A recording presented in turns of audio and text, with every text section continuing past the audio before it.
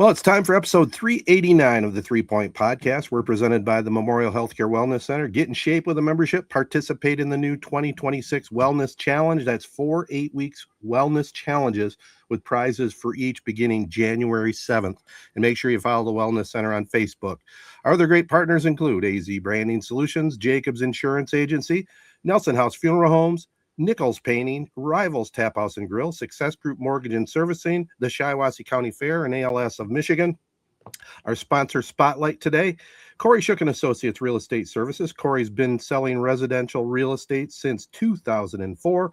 Since then, she's sold hundreds of homes, multi-units, parcels of land, one of the top selling agents in Shiawassee County year after year. For more details, check out Kori Shook at korishook.com.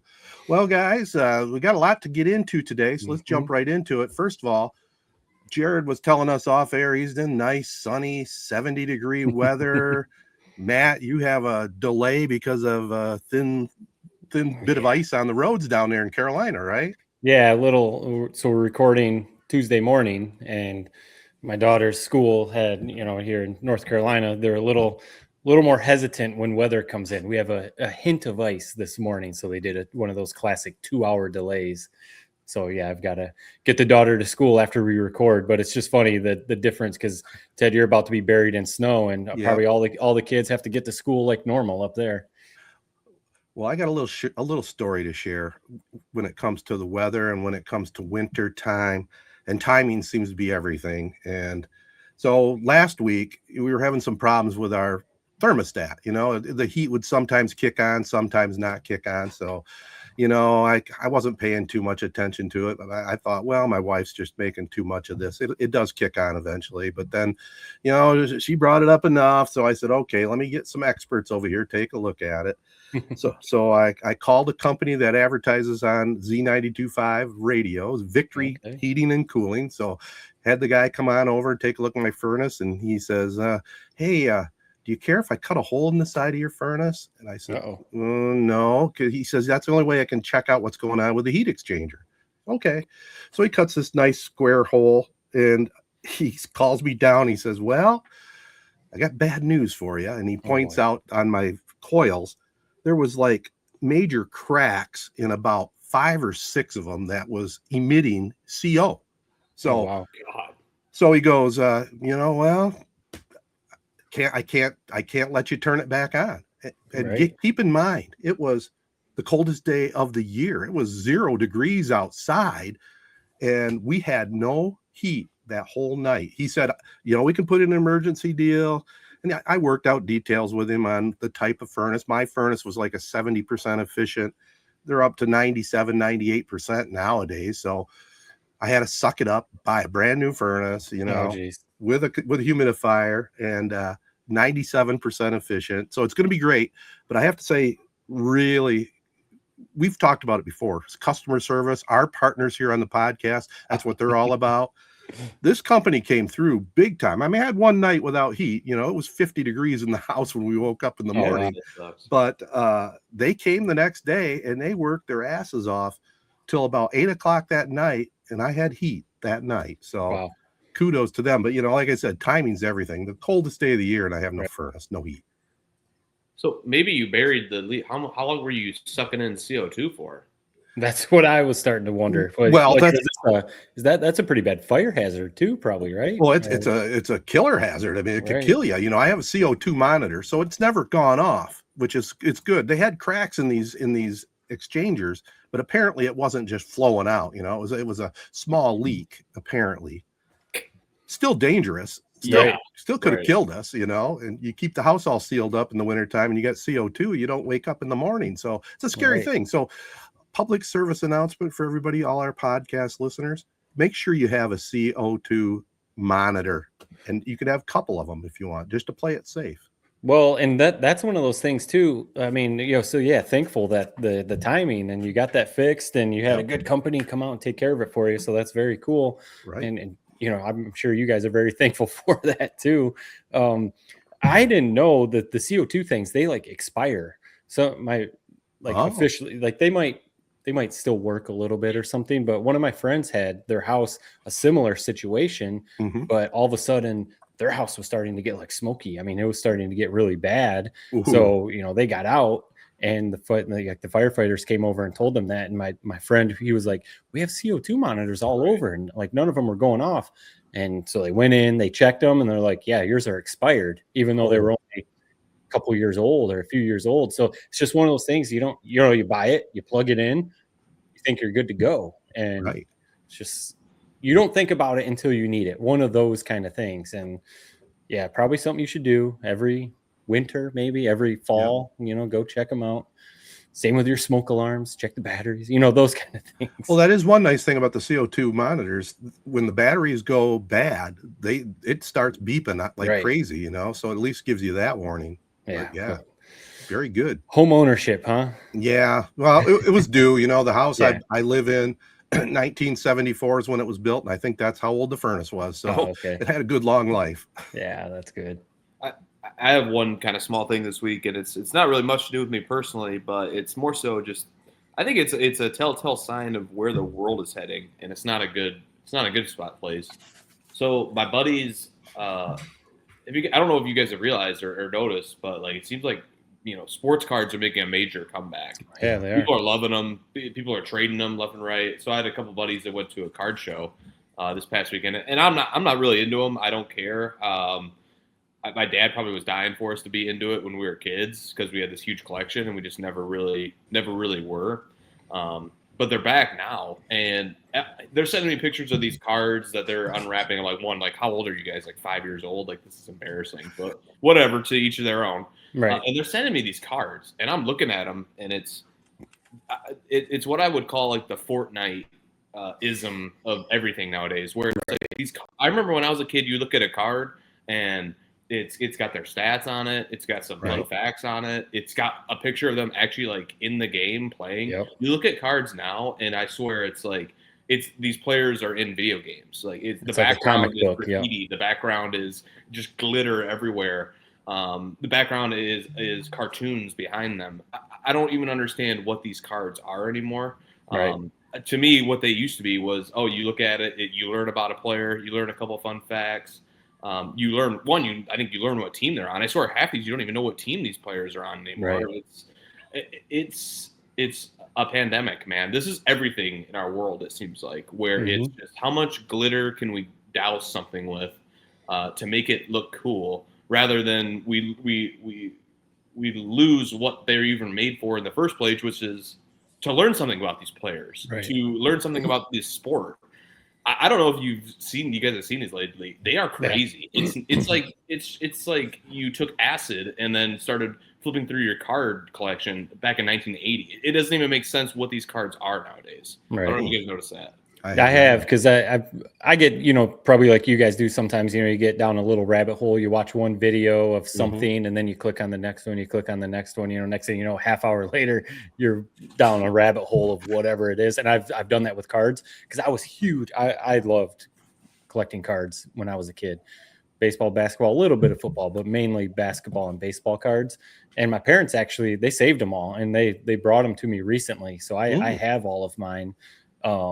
But my nephew, I have some younger nephews who are getting into it too. So it's kind of cool to see them. They're starting to collect cards. So I've seen stuff that they have. And I've thought the same thing, like ours, like the brands like NBA Hoops, Skybox, Tops, you know, all of those. It was just this, like you said, Jared, standard picture, stats on the back. And if it got a little crazy, maybe there was some lightning bolts, or, you know, there was like some very simple things for the crazy ones. But yeah, now, I mean, that's a good way to put it. It's like the Fortniteization of everything. It looks like a graphic novel. It looks like, you know, like a comic book, all these cards, which is, like you said, it's fine. You know, it's cool. The problem is, and it's what happened, and I've talked about it with my dad too, because my dad it sounds like, you know, your dad, Jared, I think he enjoyed it as much as my brother and I did when we were collecting cards. You know, taking us to, there was a store in Owasso. It was called Hit and Run. I don't know if you remember that, Ted, but we would. Oh, they're one of my sponsors of my radio show back in the day. Yeah, I loved going there as a kid, and I mean, it was just it was a legit sports card shop. But the market started getting so flooded when I was collecting cards that I've sold some of my cards actually on eBay. But there were just so many. The market was flooded. I have a huge collection, but not many worth that much money, you know, because there were just so many of them. And I wonder if that's what's happening, you know, nowadays. Because I've thought about that when I'm at Target or the store, I see the boxes of cards, and I've thought, you know, like say with NBA, Cooper Flag is a rookie, and I'm like, man, if he ends up being like the next Michael Jordan, the next LeBron James, buy a couple of these boxes of cards and don't open them for like 20 years or something, and, you know, have them for a collector's item down the road. But I wonder if that's happening with these cards nowadays, that are any of them really even worth any money, or is it just, you know, a cool little hobby? I know collecting baseball cards was big back in when you were a kid, Ted, because I remember my dad saying he would too. Oh, it was huge. I mean, I still have three ring binders full of my childhood baseball cards. You know, I'll never get rid of them. I know Jared's dad did. He cleaned his house better than I did, so he unloaded his at a card show down in Novi. But I probably would have just held on to him personally, because the big story there was he thought for a while that he had this major valuable card, didn't he, Jared? Yeah, and I still don't know. It's still hard to believe that card wasn't worth more. He sold it for $500. Who was it? Julius Erving, Larry Bird, and Magic Johnson, like rookie card or something like that, or rookie card, and then Julius Erving scoring title on it. And then you'll see cards like my buddies are sending me these cards that they have, and it's like it'll be like a Jameson Williams rookie with this like glitter on the background. It's like $2,500. I'm like, what? In what world is a Jameson Williams rookie card worth more than those two guys and a Julius Erving on the same card that's been around, that's now been stored for like 40 years? I don't understand the market, and maybe that's what's infuriating about it to me is, to me, your cards sitting in your basement should be worth way more than anything that's got the glitter on it that I see nowadays, but they just aren't. It seems like the market is really peaking right now, and it's about to go back down. Maybe it's here to stay, but seems like it's in one of those peaks where it's about to hit a valley pretty soon here. Yeah. Well, I think that's what happened when I was collecting. It got so popular that it went from, there was like 2 or 3 brands. There was now 6, 7, 8 kinds of cards that there weren't many worth much money. And now you almost have to, it's like with anything, you have to spend the money to get the valuable ones. You can't buy the cheap packs of cards. There's not gonna be anything valuable in there. You got to spend and buy the good ones. But yeah, it is cool because it's a fun thing, and it's all about the grading of the card. It can't be any scuffs, can't be any, the corners can't be bent, nothing like that. You get them graded. They tell you how valuable the card is. I had them all in cases. I had them all in sleeves. I was very, very meticulous with how I took care of them. Yeah, you were the next generation up from me. When I was a kid, hell, we would Rubber take baseball cards, put them in our bike spokes, and make that motorcycle sound. And And the other thing is, we had the cards. That's how we followed baseball. We knew what the stats were on the back. We always. Yeah, we didn't really get into it for the financial aspect of it, but we would go pick up our pack of cards, with that stale piece of gum, and hopefully you'd get like a Willie Mays or a Roberto Clemente or a superstar, and that made your day. You didn't care about the value of it. So anyway, that's my catch up. And I know, Matt, you had relatives in town, didn't you? Yeah, my parents were just in town. They came down. They come down a few times a year, but they usually try to come down around this time. My daughter's birthday, my son's birthday is coming up. My birthday just happened. So they try to come down around this time to see us all. And it works out because my wife's work Christmas party was this past weekend. So they could hang out with the kids while we went to the work Christmas party. And of course they love that. Don't have to twist their arm to do that. Right. But yeah, they're on their way back up to Michigan, and yeah, like I told Ted off air, they were looking at the forecast to see what kind of snow they'd be driving into. But yeah, it was a great visit. Always awesome. Fun to have the parents in town. And your kids are growing up, man. I've been seeing some pictures on Facebook. Wow, Claire's she's going to be a tall one, isn't she? She's tall. She definitely got my build. I think the long, lean legs. She's going to have that build. All right. Well, I think we're caught up. So let's take a little break. Start off in football. We'll start in the NFL and the Lions right after this. All right, guys, Thursday game, Lions picked up a big win, 44-30 over the Cowboys, kept their streak alive of coming off a loss with a win. The way things are shaking down in the NFL, it's week to week now. A positive, the Lions got the win. They're just out of the playoff picture, but things can change in a hurry. We said that game was a must win. It was, but I mean, you got Goff Stafford Bowl coming up. Right. How big is that coming up? At Ford Field too. So Is it at Ford? I thought it was at SoFi. Ooh, man, I might be wrong. Either way, it's a big game. I mean, it's a must-win. Stafford's been on fire, but it is in LA. You're right. Yep, it's in LA. Either way, it's in a dome. It's inside. Yes. So I mean, I guess the Rams will have home field advantage. They don't have like an elite home field advantage out there, like the Lions do if they're in Detroit. Right. But yeah, I mean, it's essentially a must-win the rest of the way for the Lions. They could get some help if the Bears lose a couple games, or if the Packers slip up and lose a couple games. But the Lions need to just worry about themselves, and take care of business. And of course, against the Cowboys, I mean, some people were saying, whatever, the Cowboys defense hasn't been good. Yeah, but they've been improved. Dan Campbell said it in his epic locker room post-game speech that was the Cowboys were one of the hottest teams in the league coming into that game, and they put up 44 points on them. I mean, I don't care how bad a defense is. You score 44 points on an NFL team. That's impressive. So it was nice to see the offense do what they did. St. Brown, I mean, you can't say anything else about him. We've kind of questioned a couple of the drops this year, just like it's weird to see him drop the ball. But him having a bum ankle or whatever the heck is going on, going out there playing, Gibbs is a stud. The one thing, I mean, so you hate to go back down to the negative, is the Lions' injury luck the last few years is just, I feel like it's going to be a 30 for 30 at some point or something, because Brian Branch goes out there and blows out his Achilles. And I mean, he might be done for all next season, who knows, or might come back at the end of next season or something. So, I mean, he was kind of having a weird year anyway. He wasn't really having that great of a season, but still, he's a big part of the defense. So they have to go out and they sign, a safety to go to fill the spot. So positive to see the Lions play that way, but just another big injury on defense. Yeah, it's worrisome. I mean, the clip that's been going reviral is from Hard Knocks when Dan Campbell, all I think about is you guys. It's all I think about. And they're like, tackling or whatever the hell they were doing in practice and full pads. You can't blame it on Campbell, but right. I mean, at some point, when is it not just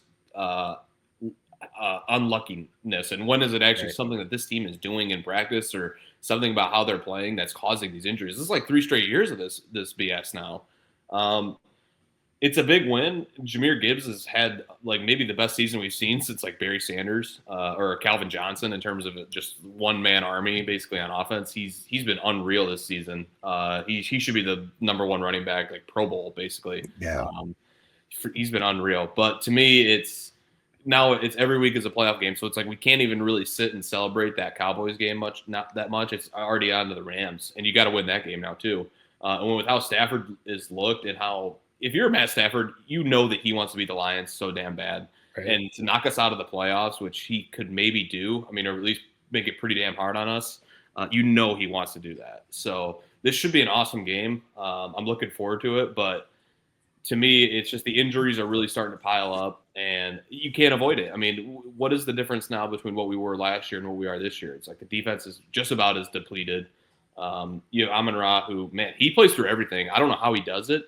Right. What did he officially have? A high ankle sprain is what his injury. I think they said a low ankle sprain, which is why he was able to play. Yeah, right. He's built different. I mean, he's got the John Brown, Mr. what is it, Mr. Olympia or whatever heck he competed in, like built into him, man. He's just tough. How do you not love Amon-Ra?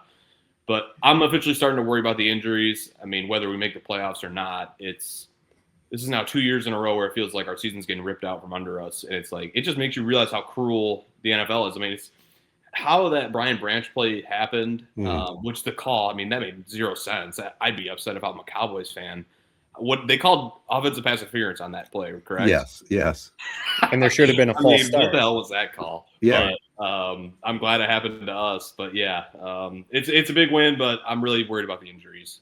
Yeah. Well, it's a big game against Stafford. He's going to be pitching that ball against that secondary. I think the rest of the season now, the way the Lions defense is set up, they just have to go full bore and outscore teams. I mean, they just have to, because they're still hanging in there offensively. If the line can give Goff time, which is really important, and they can mix up the play action, give him time to throw the ball, they can outscore teams. But it's going to be a fun finish. It's going to be a fun 4 weeks. Now, I do want to bring this up. it was in my notes, and it's blowing my mind.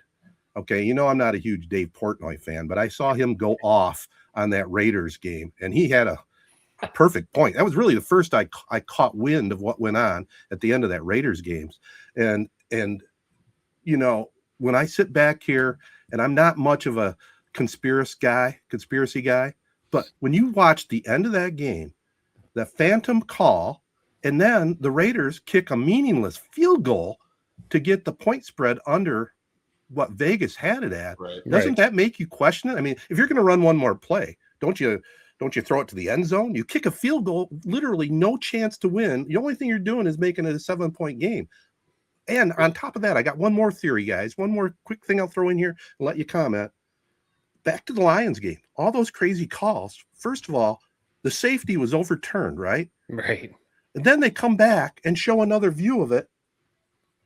Again, here's my conspiracy theory. I think the NFL had AI adjust that video to show that he didn't cross the line. I mean, am I crazy? I don't know. Maybe I don't know. Is the CO2 still pumping into your basement? that Raiders game, that was kind of like hilarious. These coaches, I swear they know the spread. They can say that they don't. It seems like they do. I'm with you. That decision. What was the purpose of that, really? Like to kick that field goal, other than to really screw bettors. Yeah. And the referee what was a delay of game penalty is basically what they called at the end of that game, like for laying on the guy when he was trying to run out the clock. It was crazy. Seems like there's been something like that every week, and the safety thing. And thanks for bringing that up. That made zero sense. Right. That to me is an overarching problem in football today. We are way too literal with the rules. Mm-hmm. Was it a catch? Was it not? Was it a safety? Was it not? Like sometimes if you watch a guy catch the ball, you watch it, and after you go, that's a catch. Right. Then you warp speed, slow it down, and it adjusts just a little hair as it touches the ground, and they go, nope, not a catch. Yeah. Right. Or that safety. In any world, that's a safety. Right. In any other game where they're not replaying it, enough of the replays after every damn play as well. Right. That's causing this.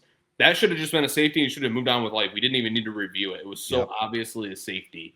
So that's to me, that's a bigger overarching problem. Is the over literalness of these rules is mind-boggling.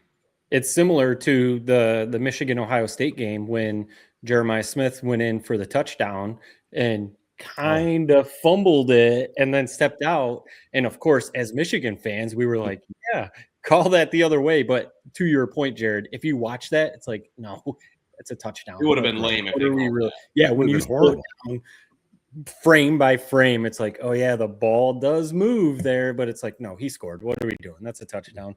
I think that's a good way to say it. Some of these things are too literal, because even when like the pylon cam sometimes is like a weird angle, or if the camera's up high, it's kind of a weird angle looking down. So when you're watching all those replays of that safety in the Cowboys-Lions game, the angle is just kind of weird. Like you don't have a good like depth perception of where the ball is.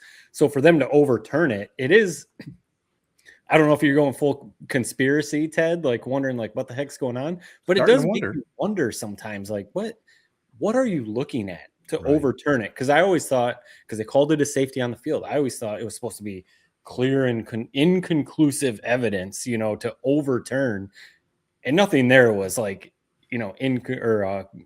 that decisive evidence to overturn the safety.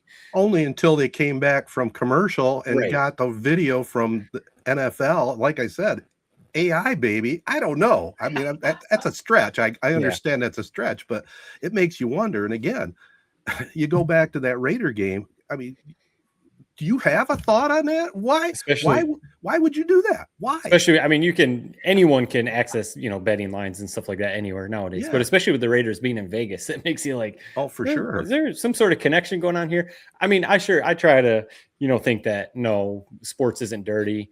It's not rigged. What people always say about the NBA is rigged, NFL's rigged. There's a script, all that kind of stuff. People even said, was it Thanksgiving? It was one of Jake Bates's field goals. I think it was on Thanksgiving.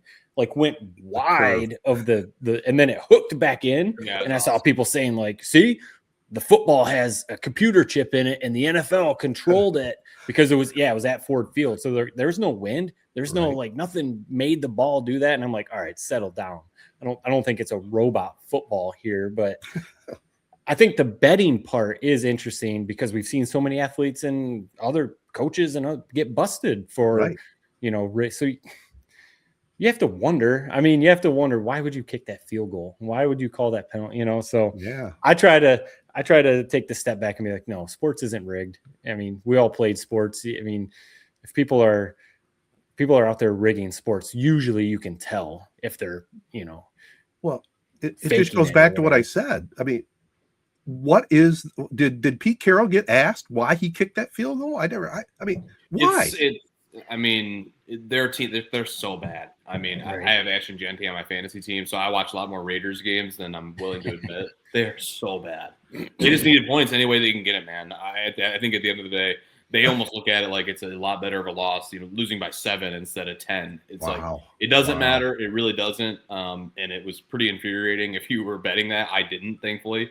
But yeah, and then in terms of the rigging it, I mean, the NBA, it's hard to trust the NBA when Terry Rozier gets busted, and then they just basically swept it under the rug, and he's injured, and he's back playing a year later, and then it all came out again. It's like, when stuff like that happens, how am I supposed to trust it when they literally swept it under the rug and just moved on? Right. So, I don't know. To me, I don't think it definitely probably is happening in the NFL. But to me, I'm a lot more worried about the NBA. Right. Yeah, because the NBA would be the easiest. If your over-under is at 7.5 rebounds, you look up at the scoreboard and you've got 7 rebounds, you can tell yourself, I'm not grabbing a rebound the rest of this game, Right. I mean, it would be pretty easy. I think I figured it. That's why Hutch hasn't had a sack all year. He's just hitting unders on sack totals. That's why. There we go. So now, Golden Boy Hutch, we're throwing him under the bus. Yeah. Dude, if Mr. Big Shot Billups gets corrupted, who I would have thought was like leader supreme, then anybody's corruptible in this, man. Right. Yeah. Well, like I said, I did not expect conspiracy theorist Ted to come out.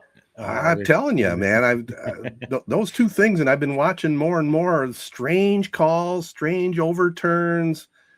I don't know. Again, it does seem like there were some weird that offensive pass interference. I mean, it is almost like what were you really looking? Again, it benefited the Lions, but it was like, what are you watching here? Right. And then there always seems to be like a makeup call. I feel like later there was a call that kind of went the other way, and it was like, all right, there's the makeup call. So I don't know.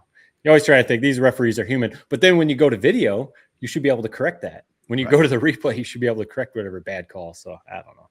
It's just crazy. Well, we'll keep watching. Go Lions. Big game coming up against Stafford Sunday about 4:25. That'll be a fun time to tune in for sure. Let's flip it over to college football. And the big last week it was Lane Kiffin. This week it's the college football playoffs, and Notre Dame doesn't get in. I'll just tee it up there. Let you guys comment on that before I do.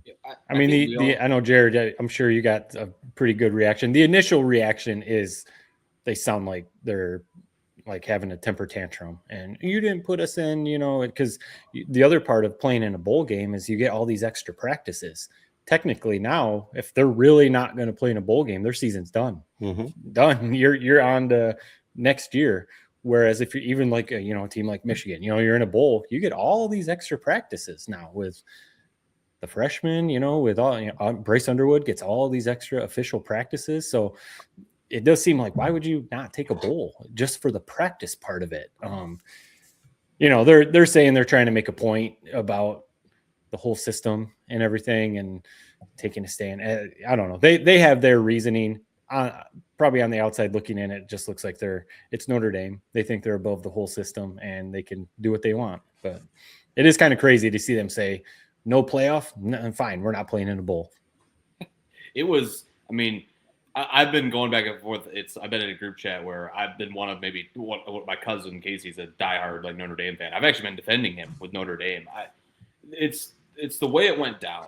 To me is I think Mike Valenti said it perfectly. He said basically, imagine like you turn in your math homework and you have the right answer, but you have no work. You know how you used to have to show your work. Have to show your work. There's no There's no showing of the work that made really any sense.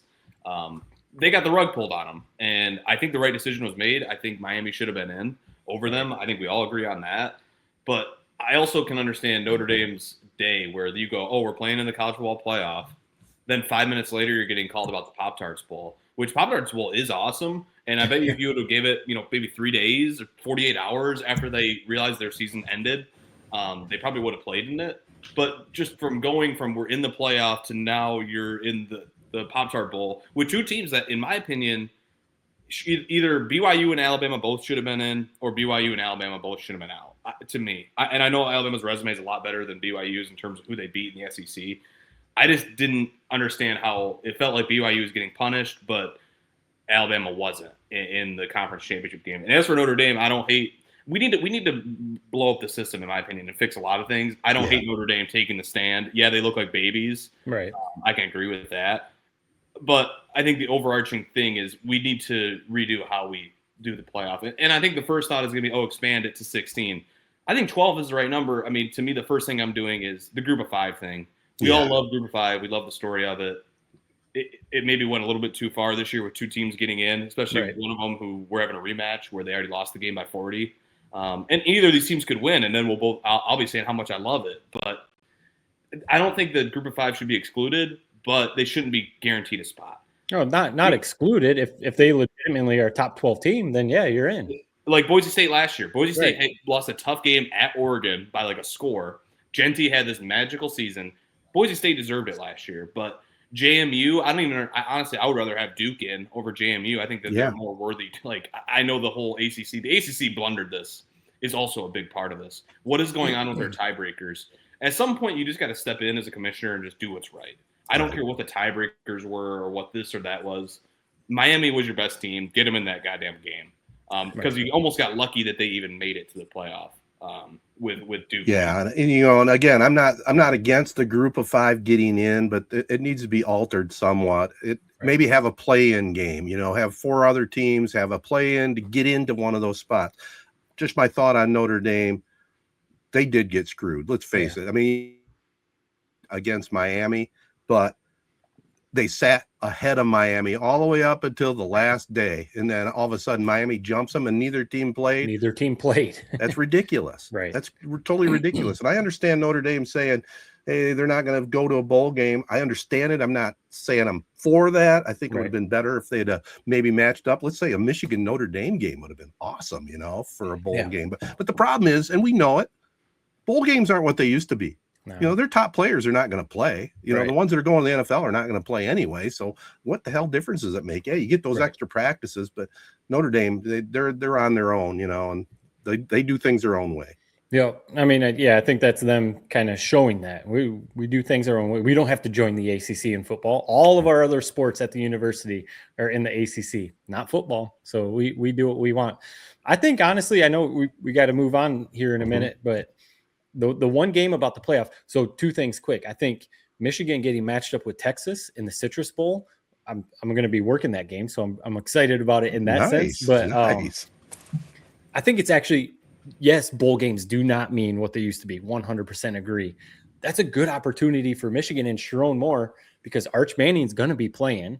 Bryce Underwood, of course, is going to be playing. A lot of people right now, including the 3 of us on this podcast, are questioning Sharon Moore. You go into that Citrus Bowl and Bryce plays a good game against Arch and Texas, and you can make a good statement going into next season. And if you go into that Citrus Bowl and you lay an egg and you get smashed by Texas, even though bowl games don't mean what they used to be, that's even more going to warm up that hot seat for Sharon Moore. So I think it's a good opportunity for Michigan. My hot take, probably not really that hot of a take, my upset special is Tulane beating Ole Miss. I've worked a few Tulane games this year. They're actually a pretty good team. John Summerall, their head coach, going to be Florida's head coach. Tulane's letting him finish the season. He's going to Florida right when their season is done. Jake Retzloff, their quarterback, is a really good quarterback, boomer bust.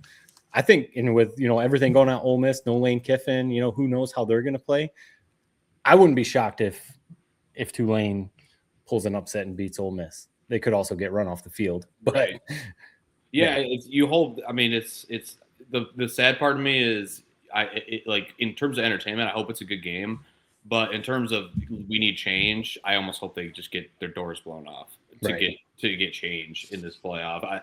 I feel bad for like the Hunter Yurchek guy who's whoever is that committee chair, they have to answer questions that they have no answers to every year, and they get kind of railroaded on social media. I feel bad for him. Like Arkansas AD.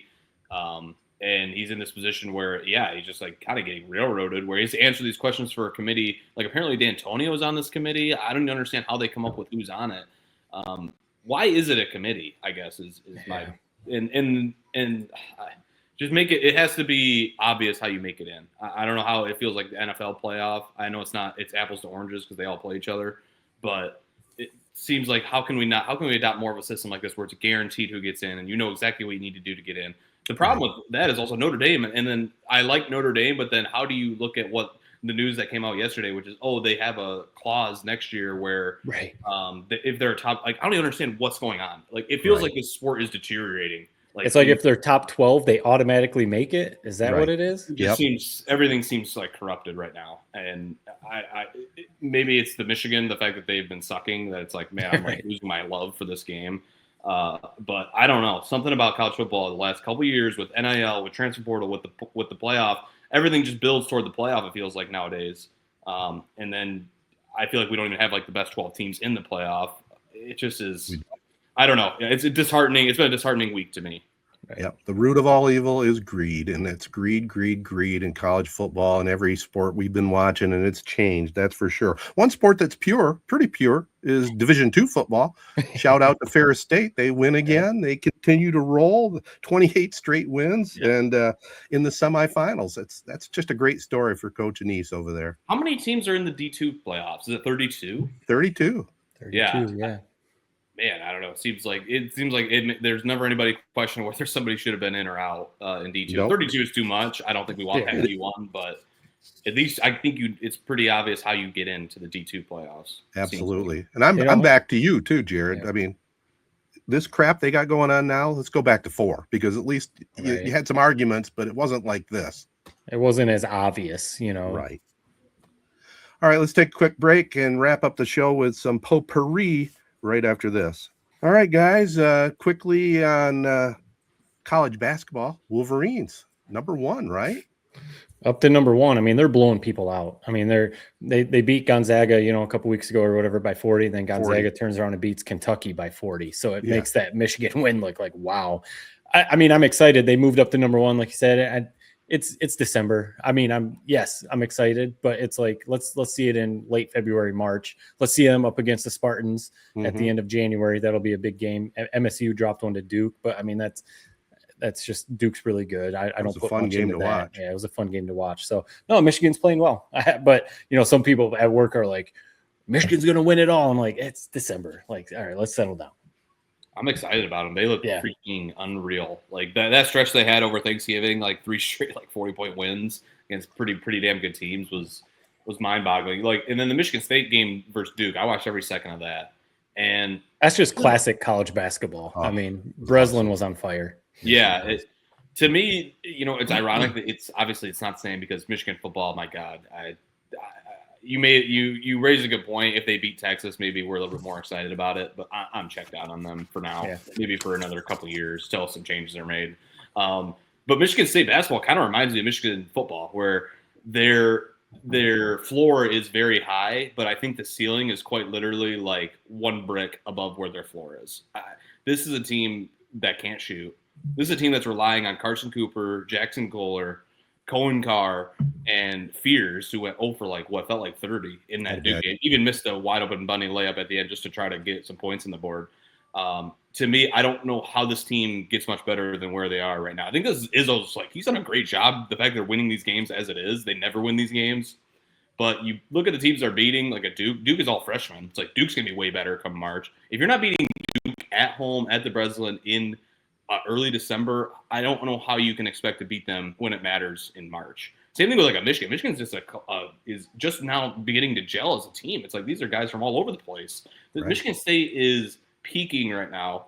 I'm going to sound like a hater for it, but to me, this is a team that's severely peaking right now, and they're a good team. But the issues that have plagued them in March for the last what feels like the last 10 years, shooting, a go-to scorer, like.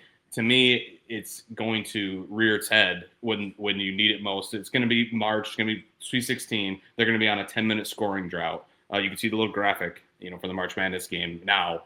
To me, it looks to me like a flawed team. It's a fun team. Cohen Carr's electric, and they play together, and they have that camaraderie and chemistry. But to me, I don't see a Final Four team when I look at Michigan State. Yeah, unless they develop some shooting, for sure. I agree Right. with that. They need a shooter that can stick it when it's crunch time. You can't be led by Carson Cooper. Nothing against Right. him. He had a pretty good game against Duke, but he can't be your leading scorer on the season. Yeah, where's their Matt McQuaid type of guy? Right. Right. Well, it's Jace Richardson. That's what the bummer is, man. I don't know if he's been playing much for the Magic, and I understand why he did it. I mean, he got a big time payday, and now he's just worrying about basketball all the time instead of school and that type of thing. But They are literally, if Jace Richardson would have stayed, I mean, wow, they'd be pretty damn good this year. Right. Absolutely, 100%. All right, let's wrap up the podcast with a little prep spotlight presented by Jacobs Insurance Agency, local, independent, and trusted. The Michigan high school sports winter season just getting underway, but we've had some good games in boys basketball. Chesaning down Corunna 64-46. Indians led 42-14 at the half. And the Cavaliers fought in the second half and got back in it. Logan LePage in his first year as the head coach over there for Corunna. Law Danik led the Tribe with 16. Also, New Lothrop, they'll be taking on Chesaning this Friday night in the Castle game of the week. They downed Morris 60-19. Brady Coleman had 21 for the 2-0 Hornets. And in wrestling, New Lothrop is known for their wrestling program. They split a double duel with Swartz Creek and Freeland at Birch Run High School. Christian Hansen, Ali Costile, Evan Ostrander, Kyler Campbell, and Knox Severin each went 2-0 for the Hornets in that wrestling tournament.